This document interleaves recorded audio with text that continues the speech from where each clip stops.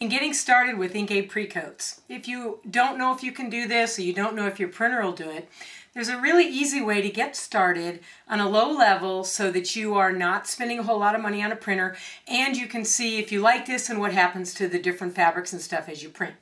So this printer right here, Epson sells it. It's a 4x6 inch format, and it will handle most any surface in a, not a really thick surface, but it will handle surfaces like a metal mesh that has been prepared. It will do luchador. There's some organdy that I have printed on it. Here's another piece of luchador, which is a thinner sheet.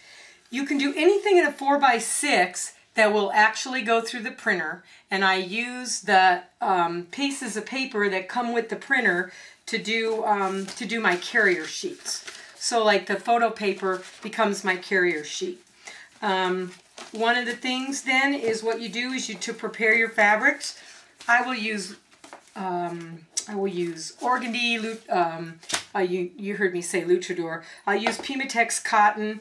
I cut them in smaller sheets, and then sometimes this, because it's smaller, it does move around on the table. So I'm going to just clip it down a little bit with this tape, and then I'll just put my coating on it. And once it's dry, I will put it on top of this sheet that I want to print it from, and then all I have to do is trim around it so that it's the correct size to go through the printer, and then I print. So it's an easy way to get into printing with the precoats.